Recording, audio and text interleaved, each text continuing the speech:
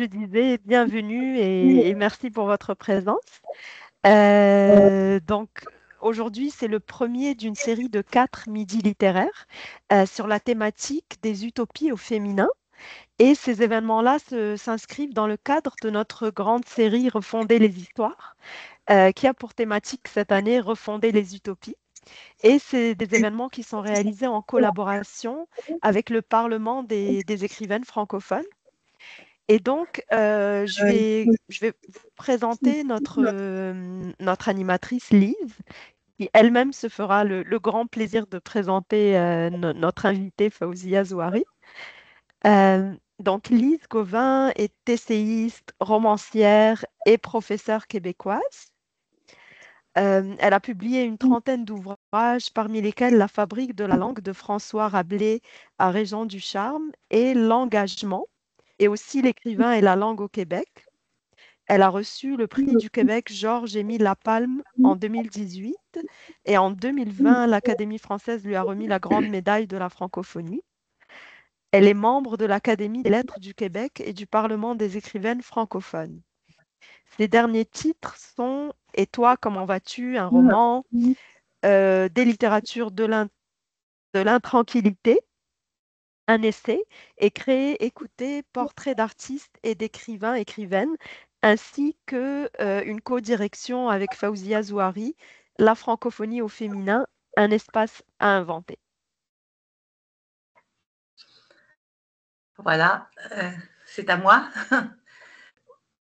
Alors, je suis très heureuse de participer à ce beau projet qui a été suggéré et organisé par l'Espace de la diversité qui se trouve, qui existe à Montréal.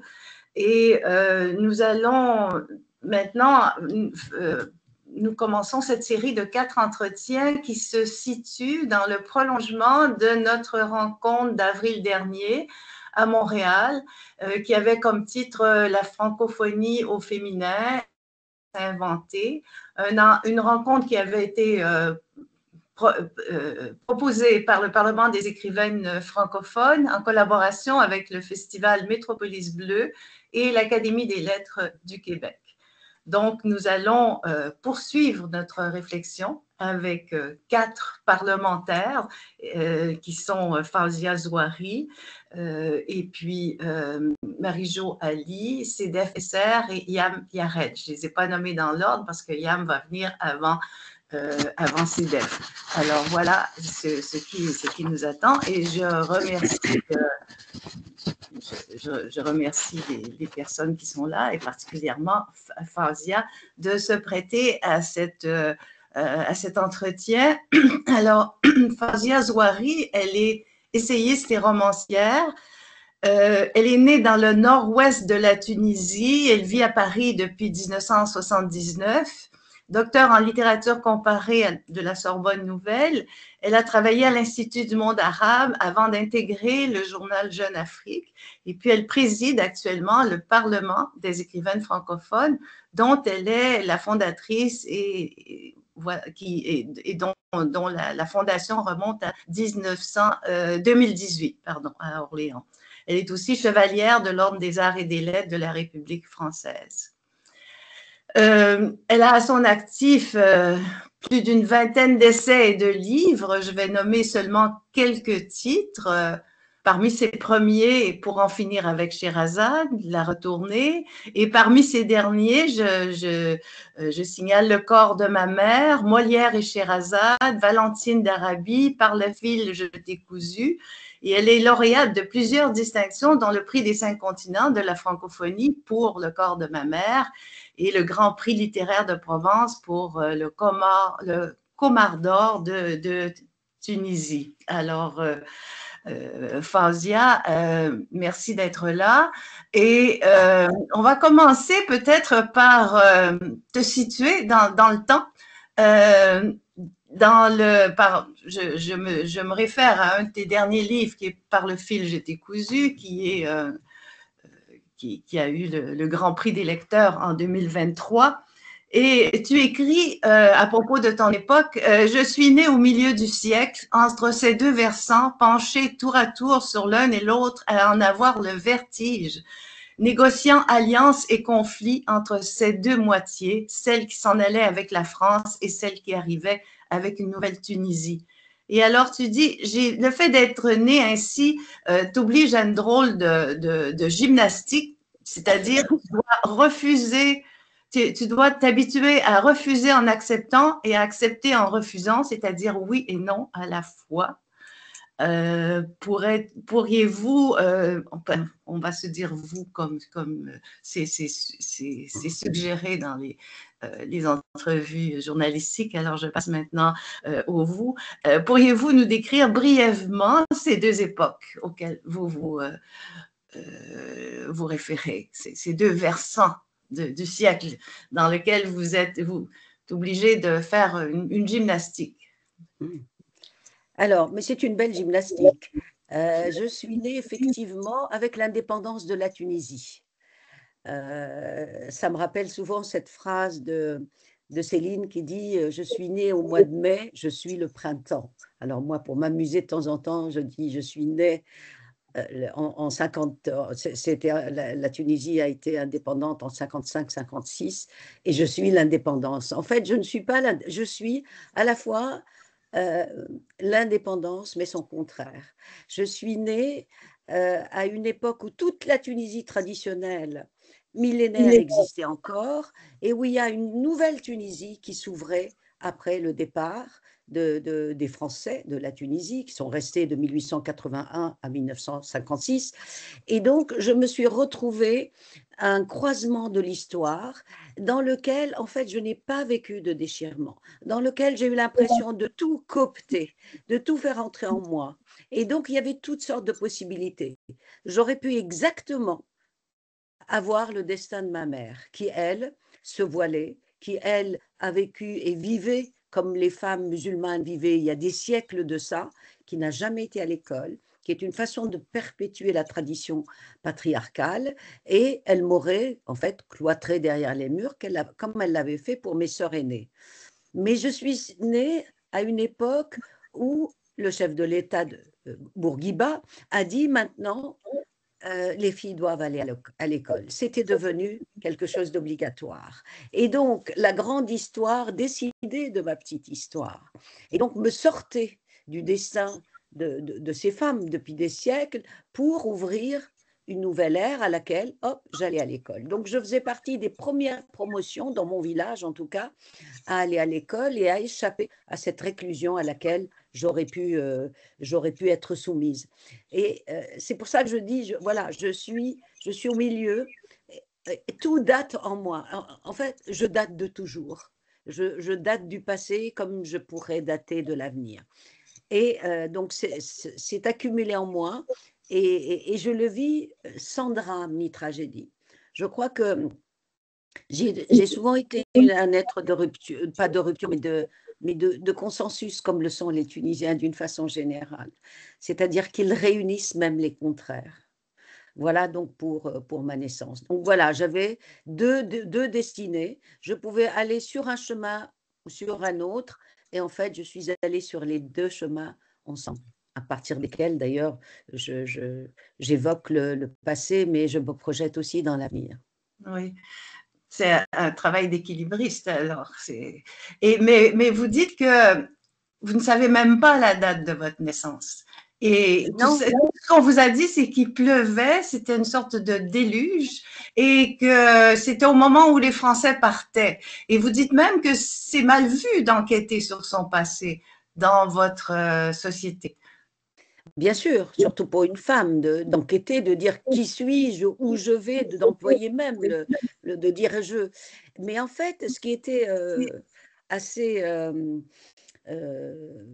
assez original, c'est que mon père était ce qu'on appelle le shir de village. Le shir, c'est le chef religieux et qui, à l'époque, tenait aussi le registre de l'état civil. C'est-à-dire que c'était lui qui inscrivait les dates de naissance.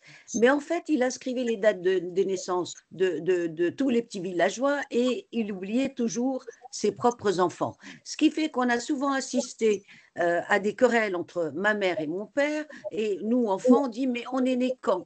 Et ma mère a un référent particulier et mon père en a un autre. Ma mère dit, elle est née le jour où il y a eu la crue, en parlant de moi. Mon père dit, tu dis n'importe quoi, elle est née le jour où moi, je l'ai inscrite sur un papier, parce que mon père était dans l'écrit. Mon père était un shir, donc lisait le Coran, connaissait très bien l'arabe. Il dit, seul l'écrit vaut. Et vous voyez donc déjà le conflit entre l'oral et l'écrit. Ma mère dit, ben non, il n'y a qu'une personne qui puisse savoir quand elle est née, c'est la mère, donc c'est moi. Et ce jour-là, il y a eu la crue et elle a failli être emportée. Et dans cette emportée, moi, je verrai toujours cette intuition de la mère qui, à ce jour-là, savait que je partirais un jour. Il y a eu 2 épisodes comme ça, l'épisode de la crue et un autre épisode où j'avais peut-être 15 ans, j'étais revenue du lycée et on m'a cherché partout, on ne m'a pas trouvé. En fait, j'étais chez une cousine. Et quand je suis revenue à la maison, j'ai trouvé ma mère évanouie avec toutes mes tantes autour qui se griffaient les joues, à l'époque c'était comme ça, et qui m'ont prise par les cheveux en me disant tu as tué ta mère.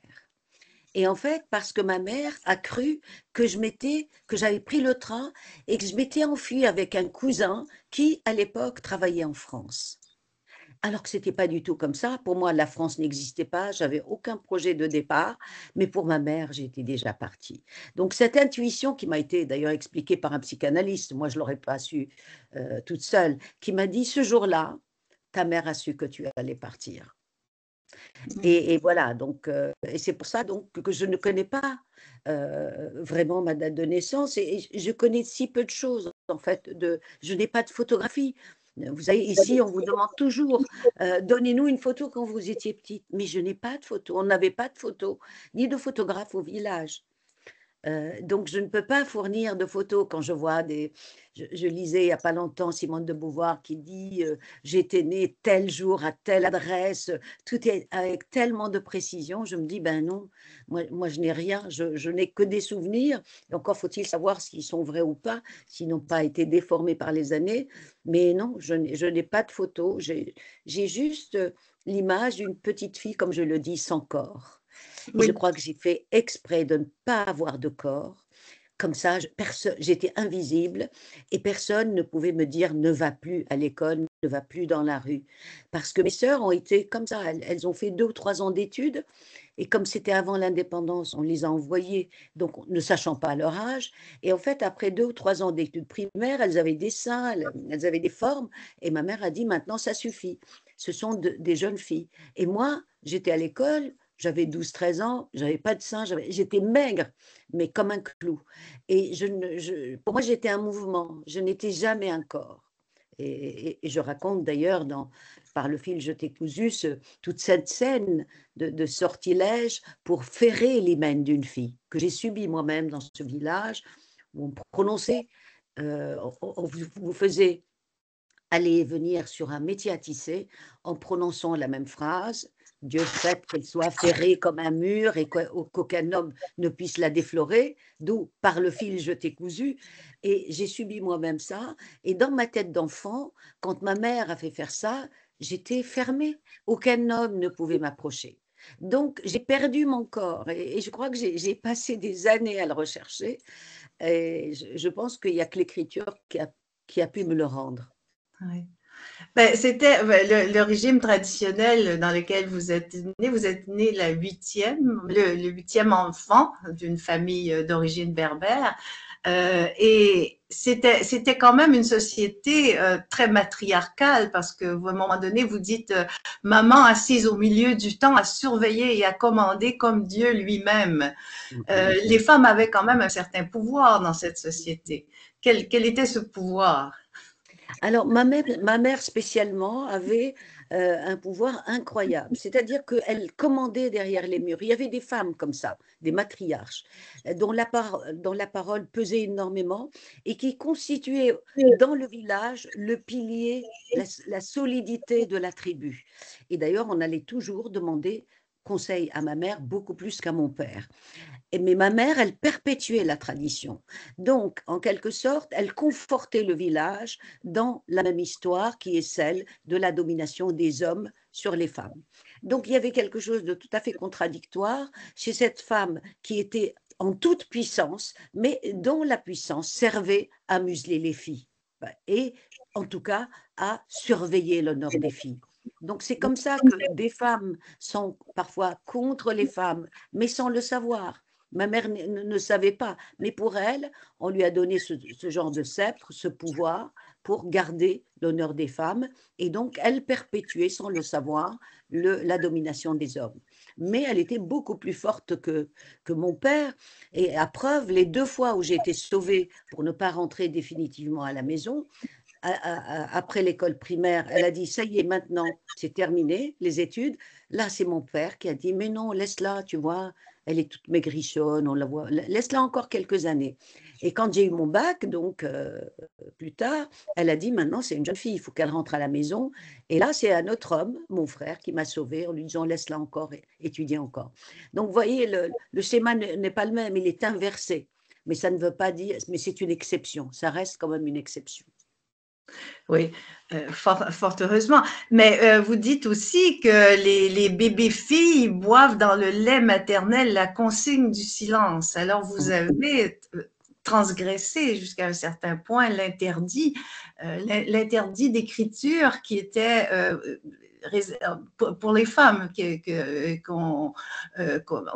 les femmes, enfin, le fait que les femmes ne pouvaient pas écrire parce que l'écriture était réservée aux hommes et à la langue, et en fait, ce sont la parole de Dieu. Les hommes devaient rapporter la parole de Dieu, l'écrire, mais les femmes n'avaient pas accès à l'écriture. Donc, c'était un grand interdit. Il n'y avait pas seulement l'école, mais il y avait en plus l'interdit d'écrire, n'est-ce pas? Comment est-ce que vous avez pu passer outre à cet interdit? Quels sont vos premiers textes? Comment ça s'est passé au début, au commencement?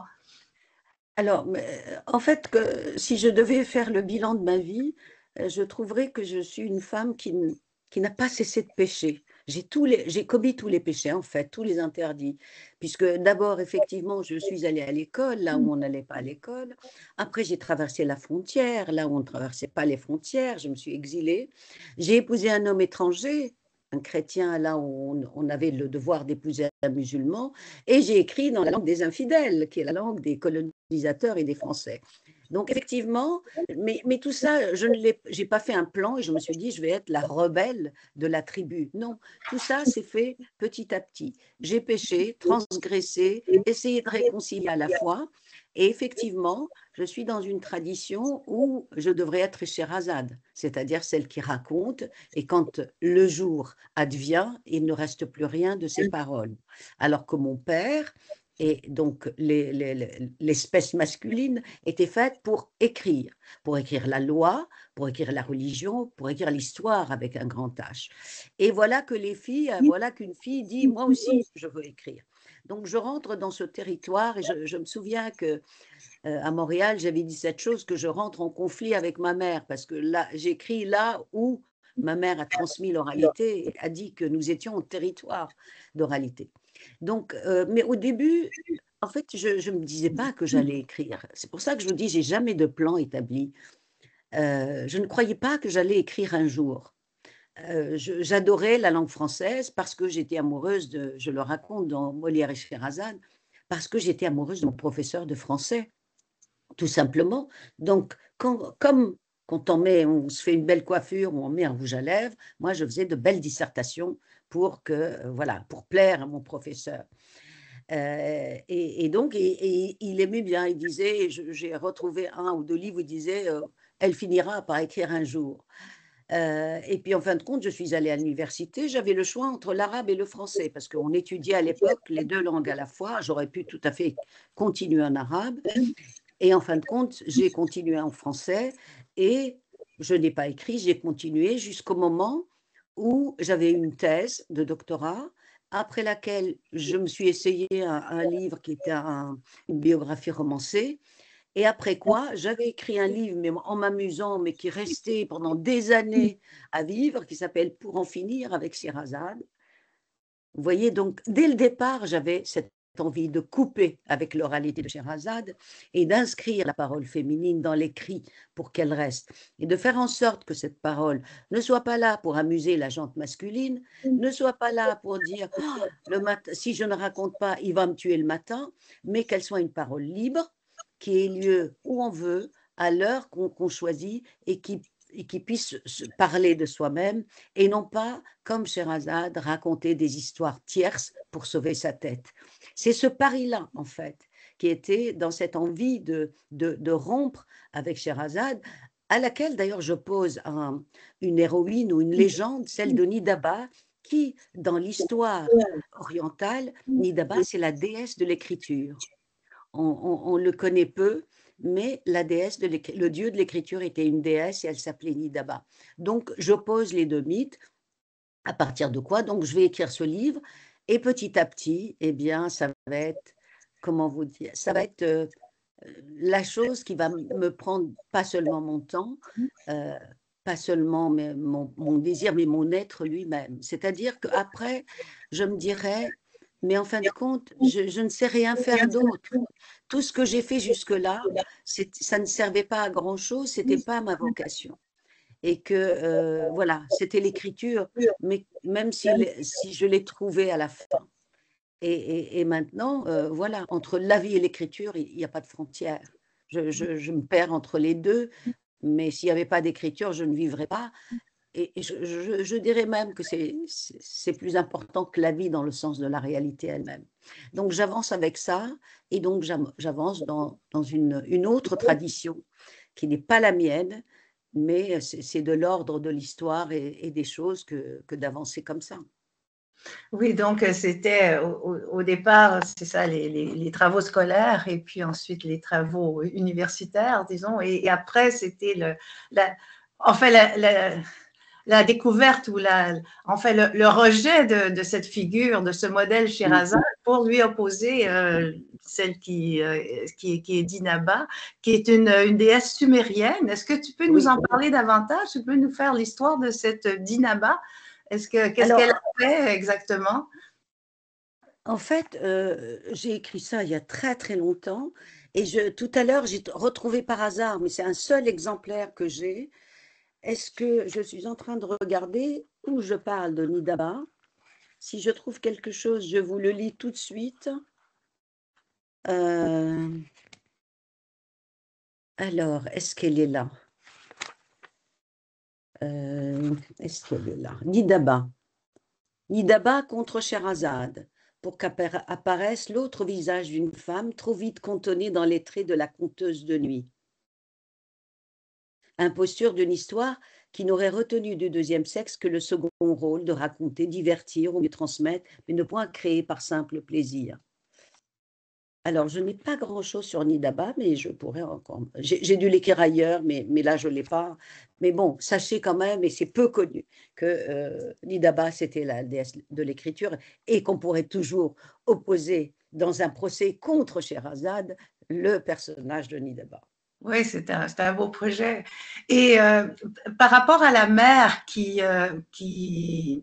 refusait d'une certaine façon, enfin, qui n'était pas d'accord, hein, vous dites quelque part qu'elle n'était pas d'accord avec ce que vous écriviez, même si elle ne le lisait pas.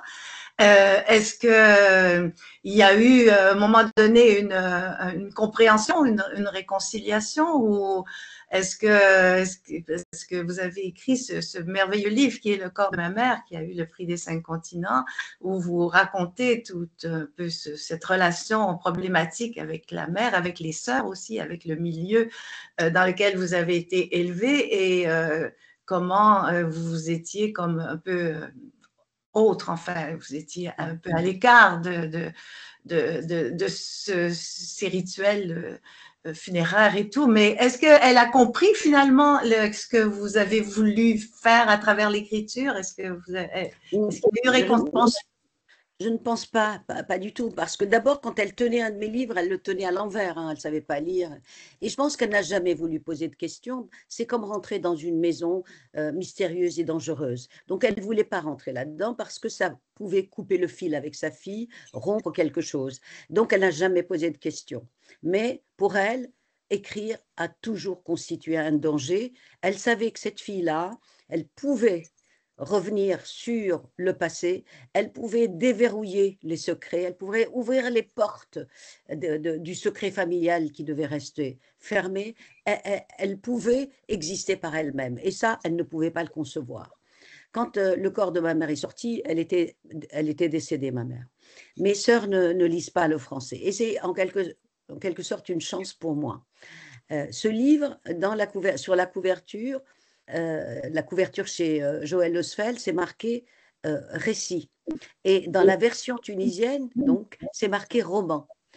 Et la première fois où j'avais présenté au Salon du Livre, d'ailleurs, mes sœurs sont venues, comme ça, pour être présentes. Et donc, je parlais en français, mais je parlais aussi en arabe, et en insistant toujours sur quelque chose, en disant, mais vous savez, tout ça, c'est de la fiction. Rien n'est réel, alors que tout est réel dans ce livre. Donc, elles ne me posent pas, elles non plus, une question, mais elles savent le danger qu'il y a dans ce que je peux évoquer. Alors, je leur dis toujours, mais vous savez, je vous ai pris toute la revanche que vous avez demandé peut-être, eh bien, moi, je les ai pris. Je les ai prises pour vous. Vous savez pourquoi? Parce que j'ai écrit que vous avez été privé d'école, parce que j'ai écrit que vous avez été plus ou moins marié de force, parce que, en fait, j'ai transposé vos malheurs dans mes livres et donc quelque part j'ai pris revanche pour vous. Et là, alors, elles ne disent rien. Elles ne savent pas ce que j'ai écrit. Mais c'est vrai qu'une scène, vous savez, en littérature, on écrit avec 2, 3 scènes, les mêmes. C'est des scènes fondatrices qui reviennent. Moi, il y a 1 ou 2 scènes parmi les 2 ou 3 ou 4 scènes qui reviennent, il y en a une qui revient toujours. J'essaye de l'éliminer, ça ne marche pas. C'est le jour où ma mère a brûlé les cartables de mes sœurs et les a obligées donc à rentrer définitivement à la maison. Et je me rappelle très bien, c'était les grands fours dans lesquels on cuisait le pain. Et donc, il y avait, mes sœurs étaient venues, elle a pris les tabliers, les cartables, tout ça, et elle avait demandé à un monsieur qui était son homme de main de tout jeter. Et j'ai vu donc mes sœurs prises par des sortes de crises d'hystérie et qui pleuraient, et moi j'étais là. Et j'étais toute petite, et j'allais, l'année qui suivait, elle l'avait fait au mois de juin ou juillet, ça se terminait, et moi, ma première année scolaire commençait en septembre, et elle a fait cette chose que j'ai trouvée quand même assez dure, elle a demandé à mes sœurs de m'emmener chacune par une main, comme ça, en prenant la main, et de m'emmener à l'école. Après quoi, elle les a enfermées. Donc, vous voyez, et les 2 se souviennent très, très bien du jour où elles ont été avec moi pour la dernière fois à l'école. Et où moi, je commençais mon envol. Donc, j'ai dit, cet envol-là, il n'est pas indifférent. Il se souvient de vous. Et dans chacun de mes livres, voilà, je rappelle à ma mère l'erreur et la faute, je ne dis pas le sacrilège, qu'elle a fait en ne vous permettant pas d'étudier. Parce que je les ai vus il y a 15 jours à Tunis. Je les ramène, on va ensemble au village et elles disent, tu vois, toi tu es volant, toi tu conduis, tu as ton propre argent. Nous, on n'a rien. On est économiquement dépendante. On ne sait pas conduire une voiture, on ne sait pas lire un panneau. Voilà ce que ta mère, comme ça, ce que ta mère a fait de nous. Donc moi, j'essaye de réconcilier les mémoires et tout ça, mais nous sommes toujours dans cette problématique-là. Et oui. Et puis, il y a aussi, finalement, il y a, donc la première trahison, c'est d'avoir osé écrire, n'est-ce pas? Mais il y a une deuxième trahison qui est le fait d'écrire dans la langue de l'autre. En fait, tu es la première à avoir confronté les tiens à l'épreuve de l'autre avec la langue française. Alors, est-ce que tu as ressenti une certaine culpabilité ou c'est vraiment un choix? Qu'est-ce que tu as…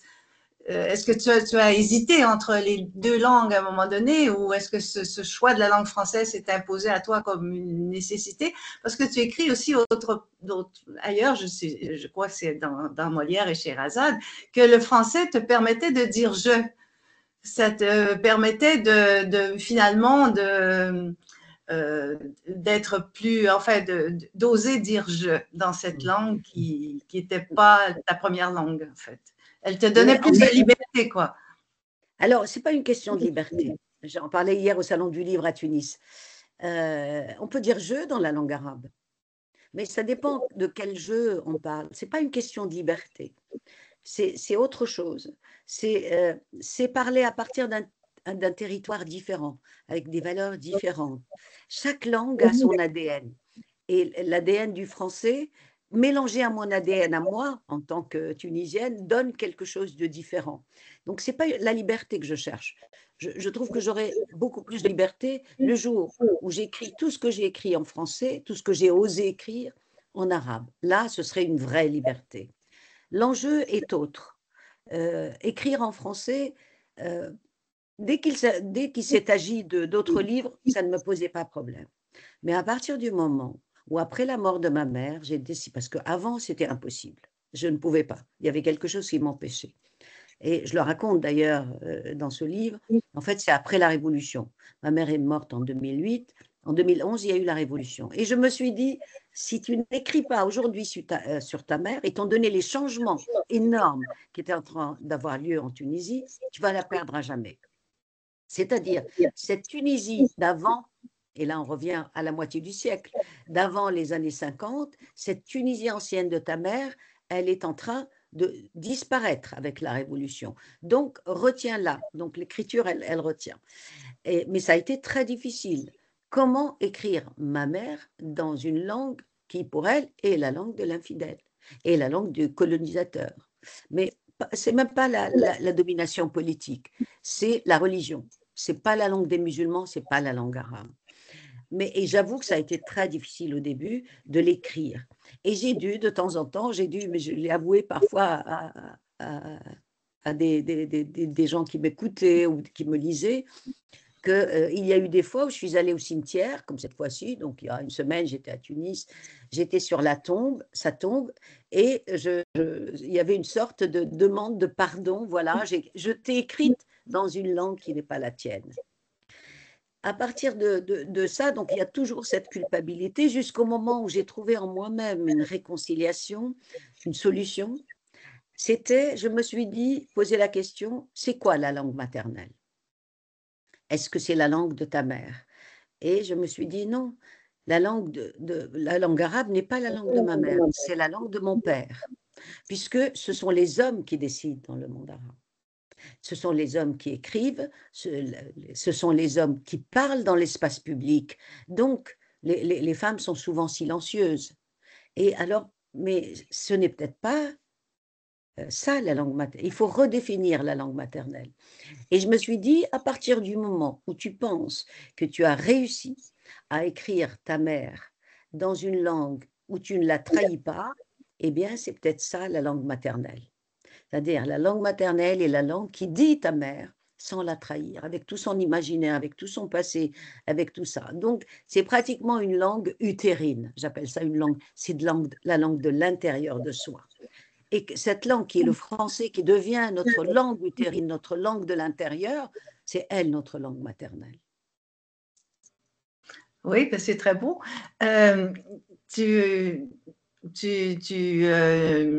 Disons que tu refuses quand même dans l'écriture, tu refuses le modèle de Sherazade et tu préfères une autre modèle de déesse sumérienne. Et en littérature, quels seraient tes modèles alors? En littérature, si tu avais quelques noms quelles sont les grandes œuvres, les auteurs qui t'ont surtout influencé, qui t'ont guidé?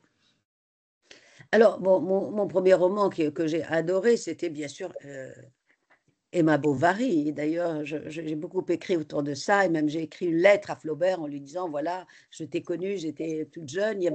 En fait, il y avait chez nous, et il n'y avait que ce livre-là. Moi, j'ai pas lu beaucoup de livres quand j'étais petite. On n'avait pas de bibliothèque, on n'avait pas de livres.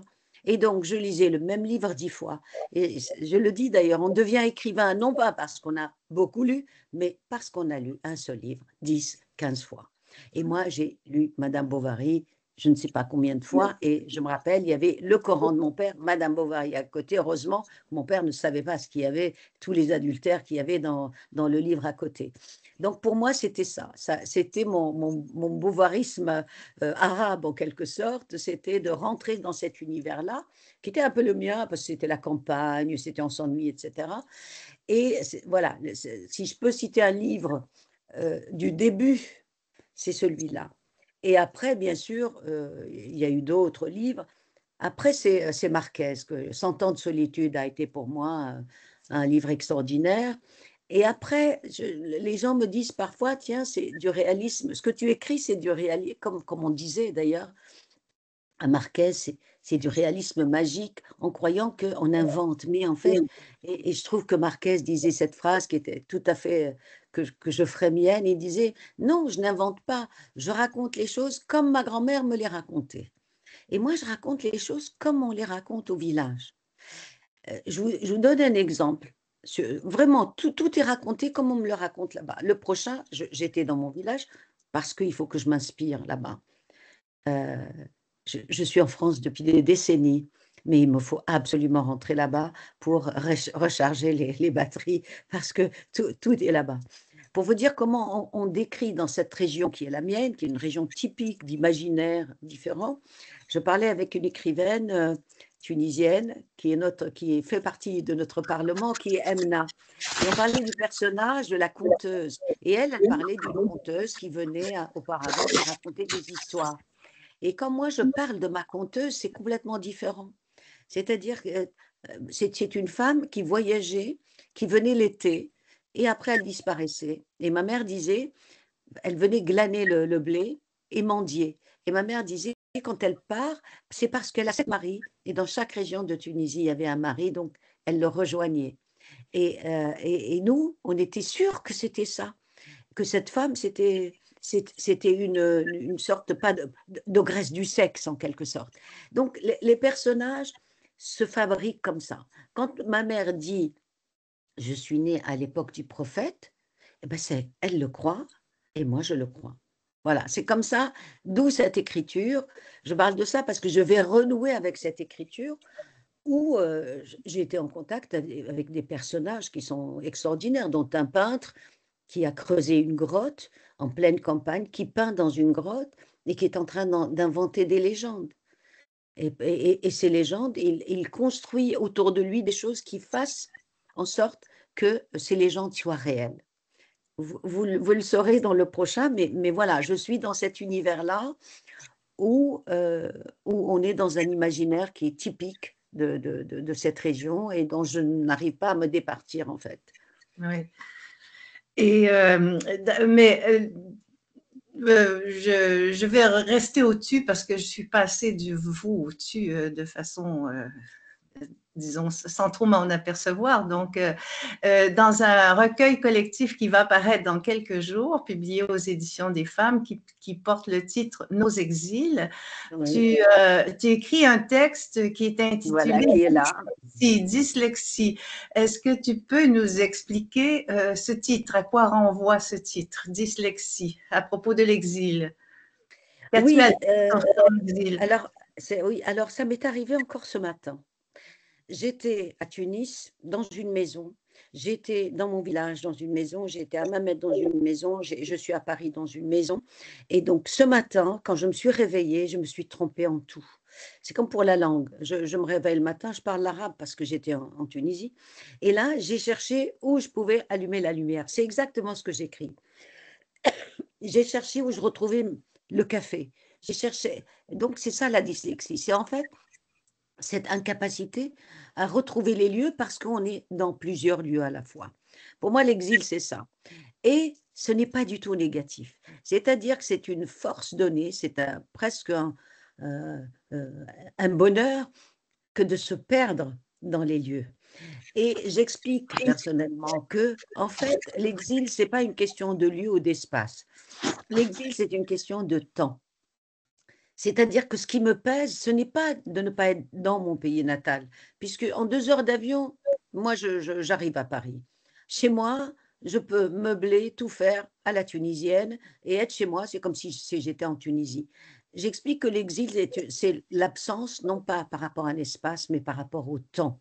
C'est-à-dire quand les miens dans mon pays évoluent, quand ils font leur évolution, quand mes proches meurent, quand les villageois de mon village subissent des incendies, et tout ça, c'est le temps des miens dans lequel je ne suis pas. C'est cette absence-là qui est l'exil, c'est-à-dire ne pas pouvoir agir sur le temps des siens.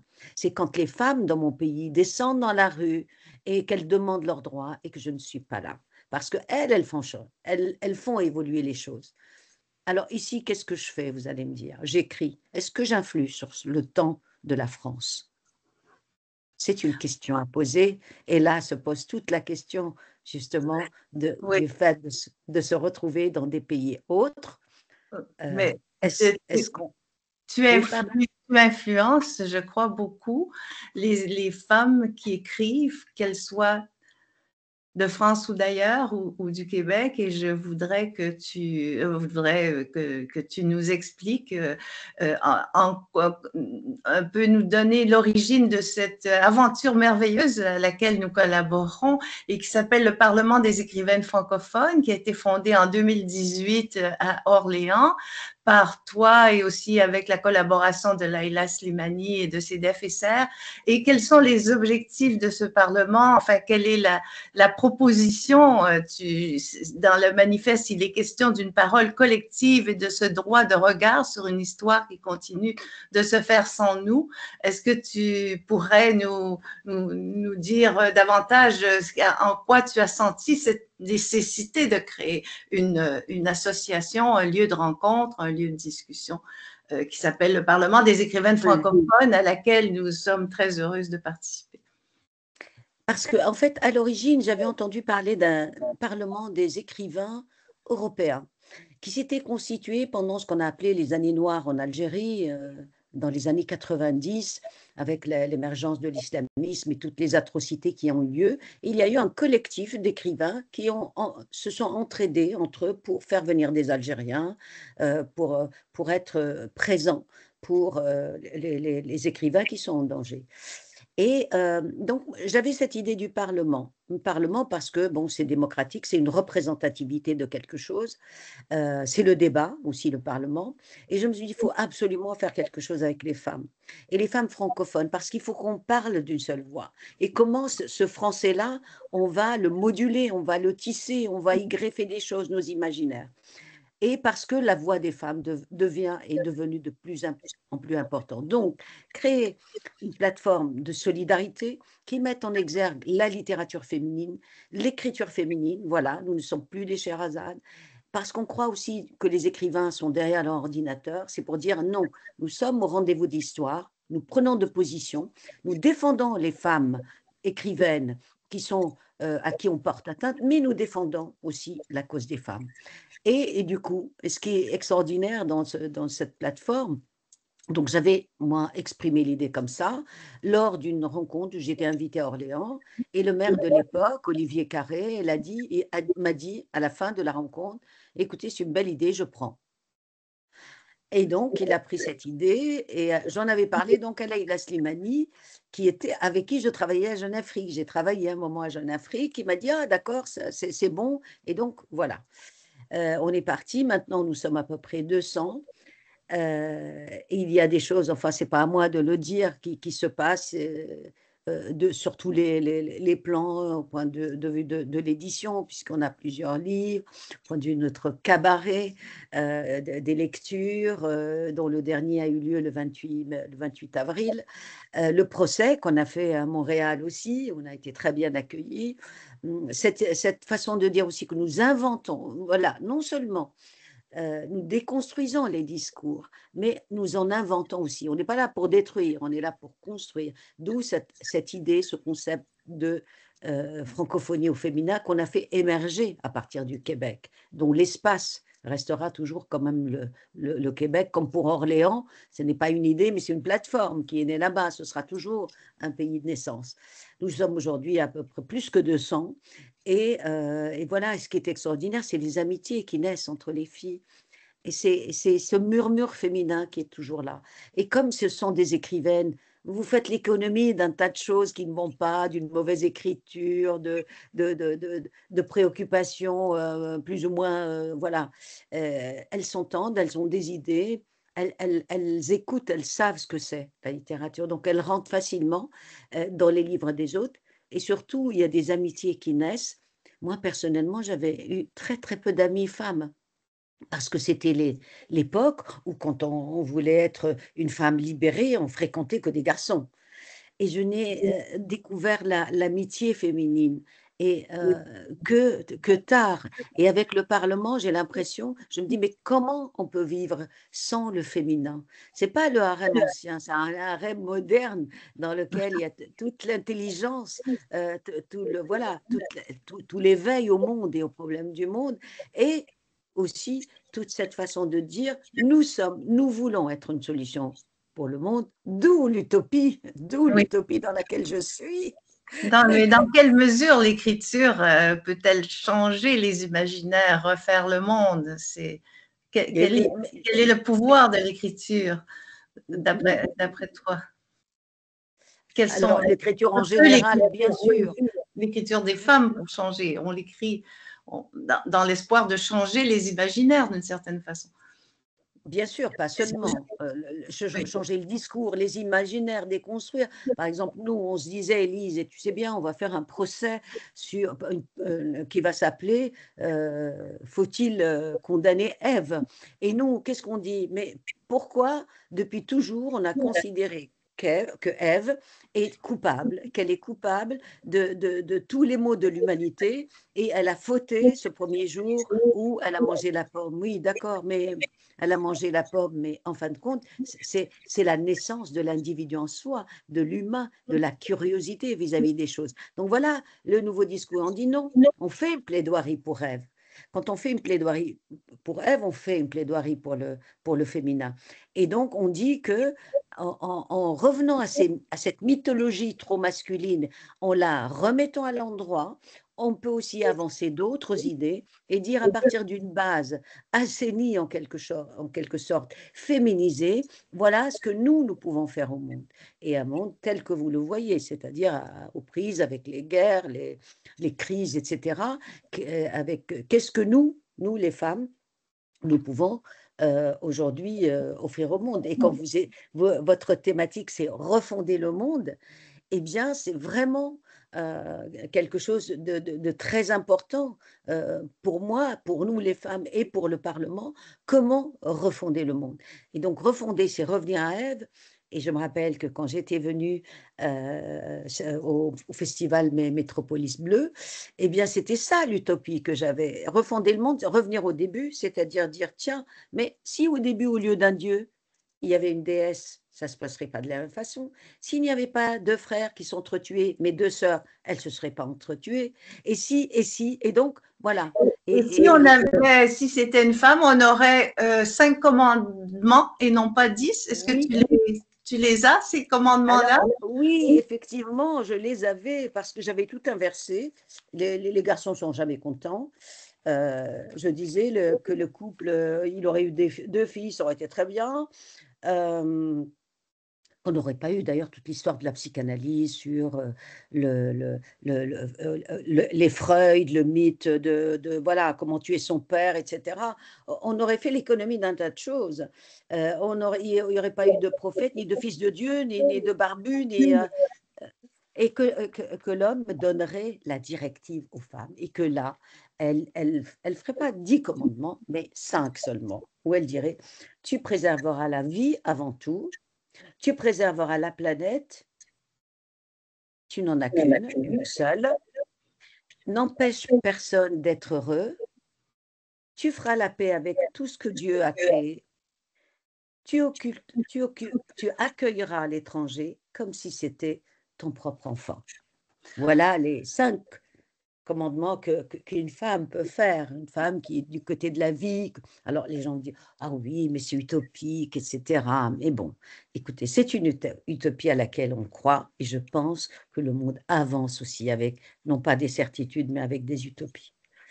Ben, merci. Je pense que on a appris, enfin, on a bien entendu ce message de la présidente du Parlement des écrivaines francophones. Peut-être que maintenant, on va passer aux questions, n'est-ce pas, Selma? Est-ce que c'est le temps de donner la parole à l'assistance?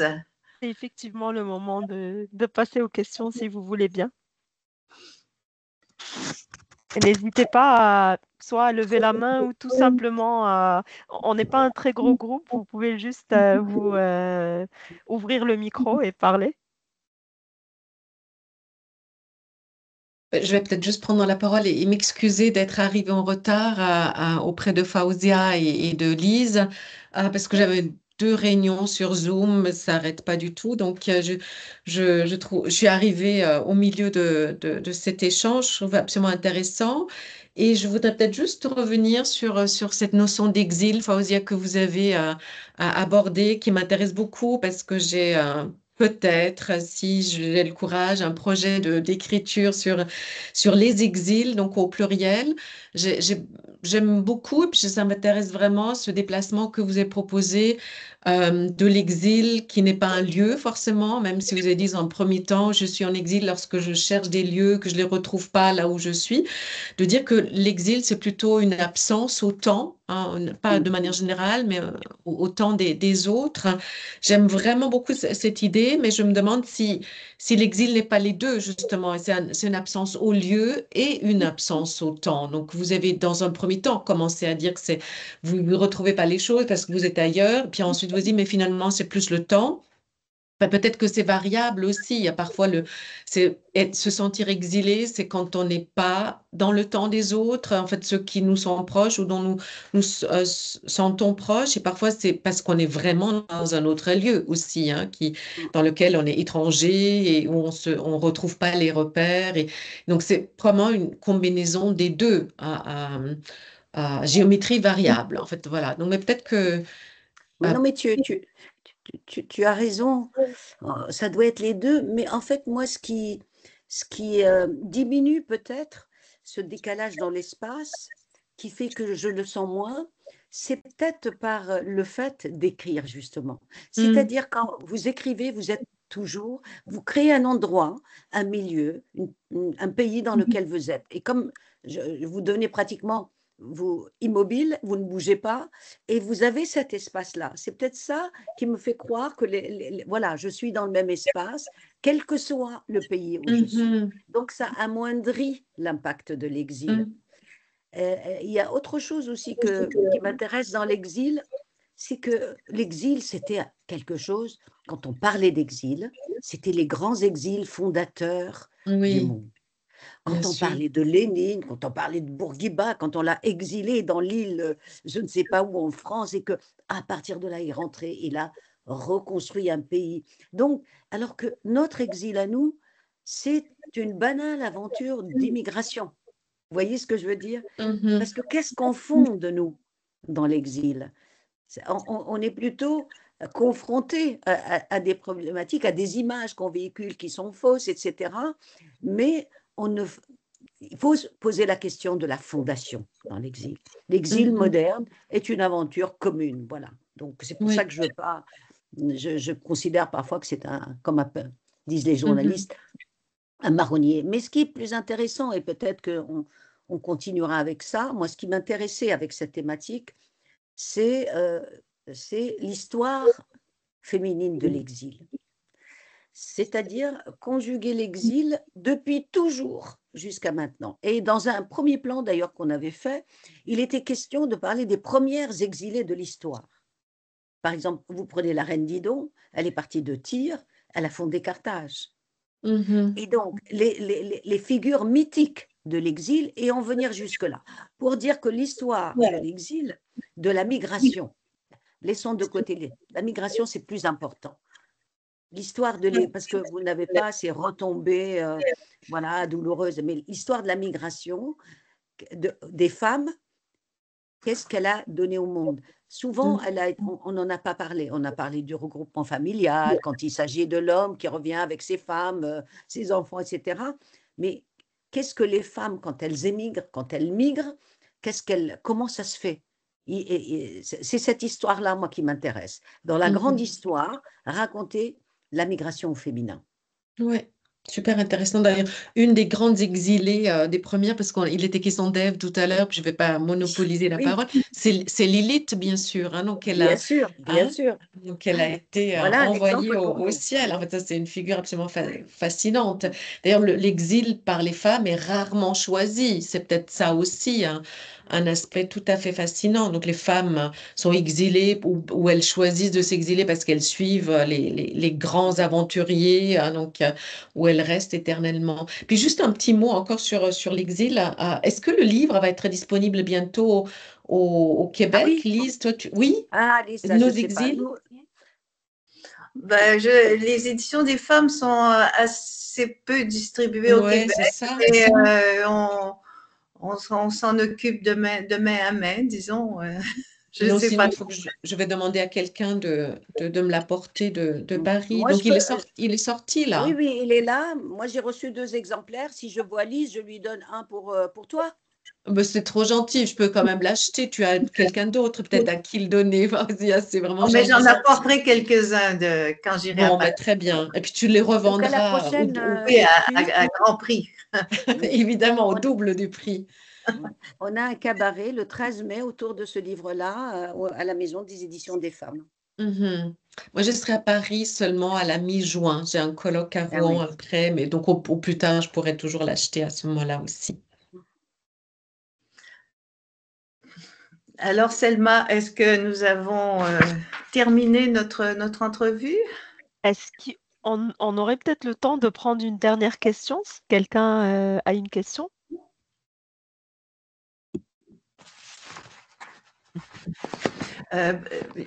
S'il n'y en a pas, si tu avais un mot à choisir dans la langue française, ce serait lequel, Ah, Fauzia? ça, c'est passion.